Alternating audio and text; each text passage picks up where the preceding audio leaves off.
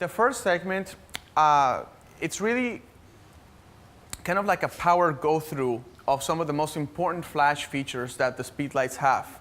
Okay, it takes a long time to explain each feature in detail, but I figured if you're going to buy this course and you're going to practice each one, you can practice each of these techniques separately. For example, you can practice techniques on why would you use the zoom feature of your flash. You can go to your next reception and zoom the flash head and shoot a wide angle lens, and you can see the spotlight look that I was telling you about.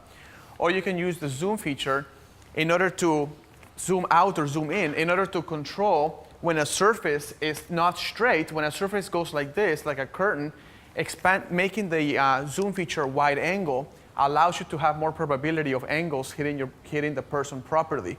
Those are some techniques people don't even think about. Like, if you have a flat surface, then you can keep your flash on auto zoom for the zoom feature. But if the surface you're bouncing the light off, that's kind of a weird thing, off, it's ripply, then you need to think, my flash can actually spread light farther, which means it can bounce against the curtain, it can hit more angles, and more angles will hit your subject in better ways. If you don't think about that, and you let the flash zoom automatically, and you have a ripply surface, you're going to get results that are unsatisfactory to you, and then you're going to say, I hate flash, I'm going to be a natural light photographer. It's true. The reason is you hate flash because maybe we don't know how to use the flash, you know what I mean? But if you know those features that I'm telling you and you practice them, you will see how quickly you can gain control of that flash very quickly. All right? We spoke about manual and TTL. We spoke about how you can rotate the head. You can rotate it up. If you rotate it up, we talked about the white card coming out and being able to bend the white card so you can control the flow of light. If you're on the challenge, you're probably thinking, what about those rogue flash benders and those crazy things that you can put over your flash? Those work great. Personally, for me, that looks a little funny, having this huge like cardboard thing over your flash when I'm shooting high-end weddings. Like, it just looks a little funny, but it works great. So I don't do that. I just bend the little white card out. Actually, this is funny. I do have a piece of paper on me on my pants all the time, because if I do need more power of my flash, I pull out the piece of paper, and this actually controls the flash output as well. So for example, if I do this and I pull the white card out, sometimes I just slip, you can slip this and tape it here, and that gives you a little bit more. But that's as far as I go. I probably don't do anything more than that. Or I just bend this little card. Okay. We finished with a quick overview of what first curtain sync is. And I said that if you're shooting at pretty fast shutter speeds, like 100, 120, 180, 200, any of that, I use first curtain sync because obviously you have enough light and you can make it work. If you drop below 80 or 60, and you want to get the ambience to be present in your photo, you don't want to flatten it, then you need to slow down your shutter speed to let the ambient light in.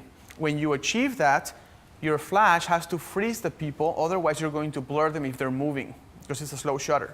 So second current sync will freeze them at the very last second, and you get both the ambience and frozen subjects, which is what you want. Not frozen like in temperature, frozen in not blurry, right? So those are pretty heavy topics, but it's up to you to rewatch this course and kind of experiment with them one by one. Now we're going to discuss what high-speed sync is, and it's important because we're going to go outside after this segment, and we're going to be using high-speed sync pretty much the entire time, so you need to really know that one. And we're going to talk about optical and radio transmissions, what that means, and we're going to finish with groups and channels. And then we're going to show you some applications that I have used in my own work in real-life photo shoots and how I apply all of these things in my pictures. So let's begin with high-speed sync. So put this here. Okay. High-speed sync is a feature that I use, I would say, 80% of the time. I'm on high-speed sync. The reason is I understand high-speed sync very well, and I know how to balance the ambience with my flash by I don't want to limit my shutter speed, so I just go to high-speed sync, and I can have free range of my shutters all the way from the slowest to the fastest. Let me explain. These cameras have a shutter. The shutter opens, and then the flash fires, and then it closes. In order for the flash to be received by the sensor, the shutter has to be open all the way. Then the flash fires, and then when the flash fires into a totally open shutter, the shutter then closes, giving you the full power of the flash that you wanted.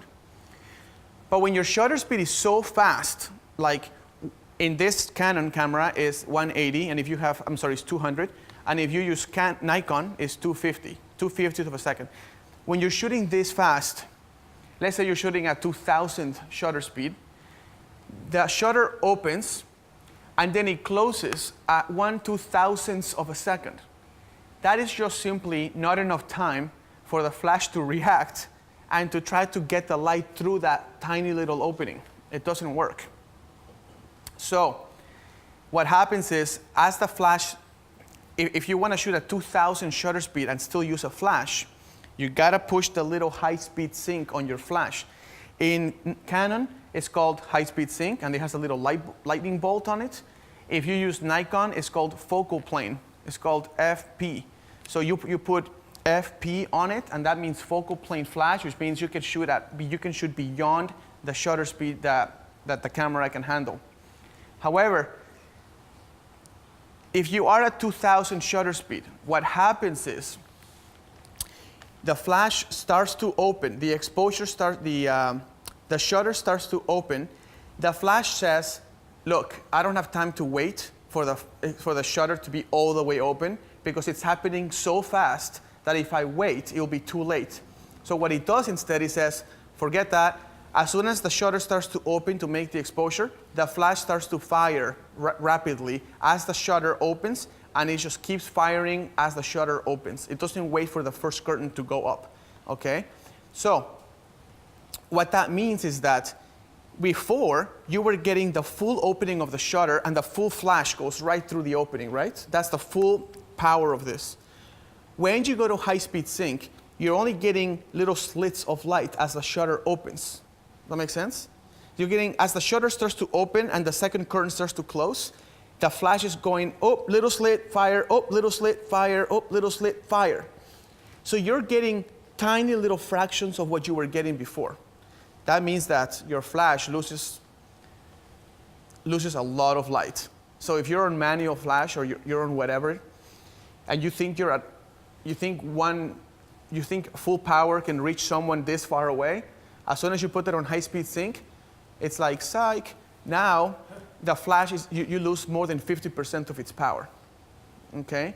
Because it's giving you little slits of light instead of the full blast or whatever, okay? So that's high-speed sync. If you are shooting outdoors is going to require you to shoot at shutter speeds faster than 200. You're going to be shooting out 500, 700, 800, 1,000. So you got to put that on high-speed sync immediately. Here's a warning, a big warning with high-speed sync. Canon doesn't give you a warning if you are in high-speed sync. Sorry, if you're in high-speed sync and a bride, let's say you're shooting a wedding, and a bride starts to walk out of the aisle. Sorry, if your flash is off, and you're shooting the bride getting married or whatever, and then she's walking out of the aisle. She's like, everyone's saying congrats, and she's walking out. And you turn on the flash because she's moving towards you, so you want to freeze her, right? You turn on the flash.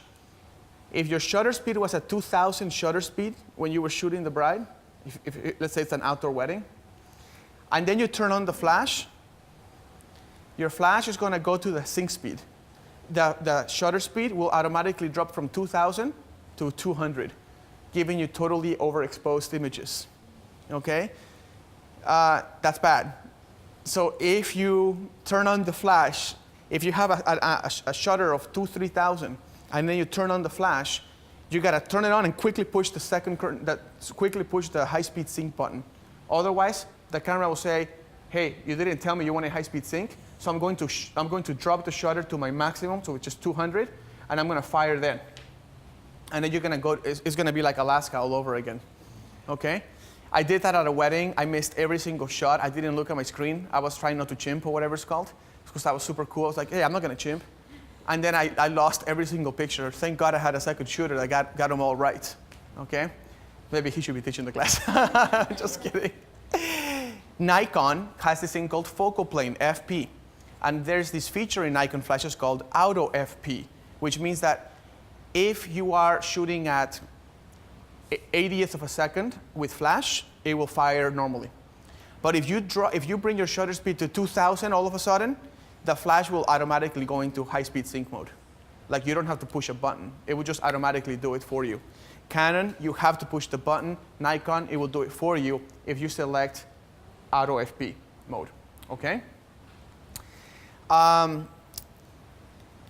When you are shooting in high-speed sync, it is great outdoors because you can then balance how much of the ambience you want with how much of the flash output that you want. So that's why you do it. If you're shooting outside and it's sunny, 200 shutter speed would just be too slow. It will just be overexposed the whole time. So another thing is, if you want to take a photo of your subject and you want to make the background out of focus, you have to shoot at apertures of 2.8 or something like this.